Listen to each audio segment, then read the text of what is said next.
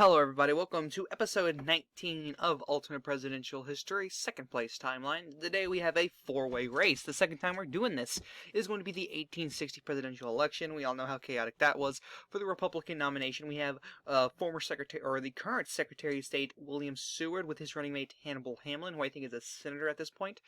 For the Southern Democratic Party, we have Herschel V. Marshall, with his running mate, Congressman John C. Breckinridge.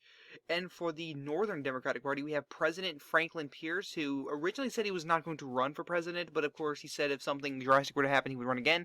And of course, this is drastic. We're going towards a civil war, so he's going to run. And his running mate is, of course, Vice President James Buchanan.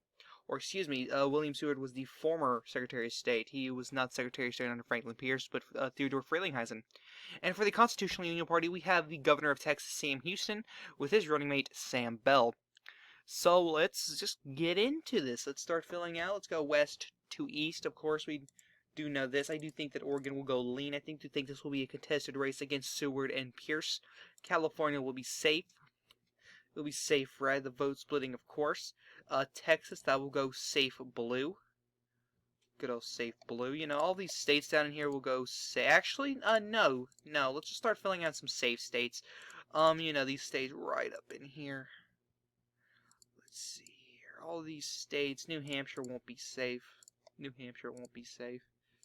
Let's see. New Jersey won't be safe either. Let's see.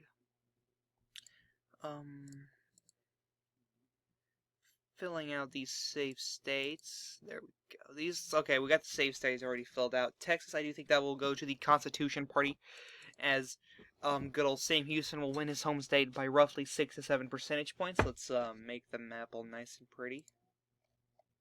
Chart leans. There we go. There we go. Perfect. That gives him 4 electoral votes. Down here in Missouri, I do think this will be the closest race, as there's 4 people on the ballot in Missouri. I do think that William Seward will end up picking off Missouri by the narrowest of margins. Down here in Florida, I do think Pierce would do very well down here, but I do think it'll go to Marshall by a lean margin. The crossover vote from Georgia could help him out there. Down in North Carolina, I do think he'll win that by a likely margin. Virginia, Kentucky, and Tennessee.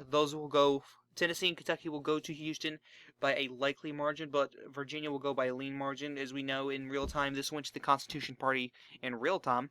Mostly because of West Virginia.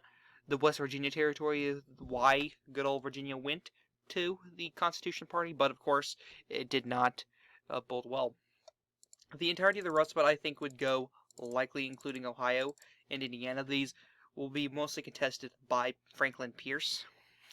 New York would go likely as well, in my opinion. But I do think that Maryland will go lean to good old Herschel V. Marshall, and tilt will go to Delaware. Down in New Jersey, I do think that New Jersey would go lean to Seward. I do think that, unlike this timeline, Franklin Pierce will have like that, presence all across the country, but it won't do him well. I think the only state that Franklin Pierce will win will be his home state of New Hampshire.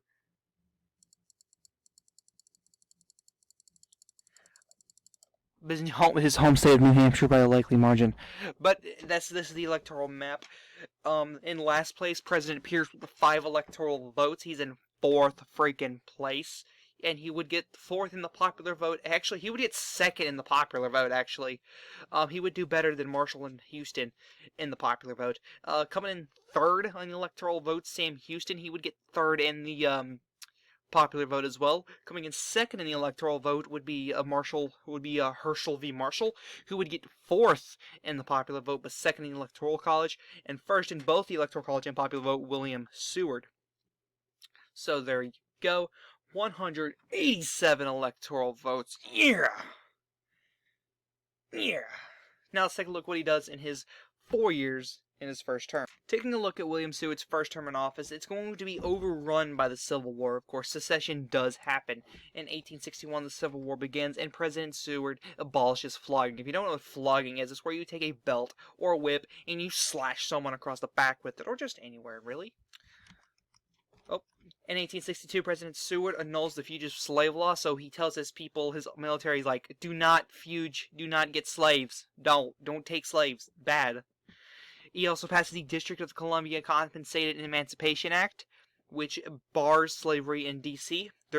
He also creates the Department of Agriculture, and he would also pass the Homestead Act. But the 14th Amendment is passed outlawing slavery, and now you'll be like, well, it's not the third. Well, of course, it's the 13th Amendment. Well, in this timeline, there's an extra amendment.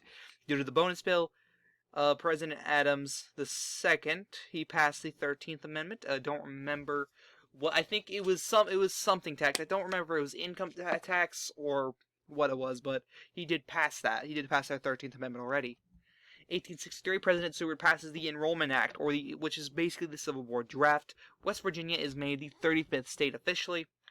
And, of course, the best thing, since William Seward was classified as a radical Republican, I think he would be more radical in his ways of dealing with this war, which would end it quicker, and the Confederacy surrender to the Union, ending the Civil War, and Reconstruction of the South begins. And Nevada is admitted as the 36th state, as well as President Seward passing the 15th Amendment, which is essentially the naturalization process, or giving blacks basic American rights. Anyway, guys, this is the Chaotic One saying peace. Who's going to run in 1864? I don't know. Peace.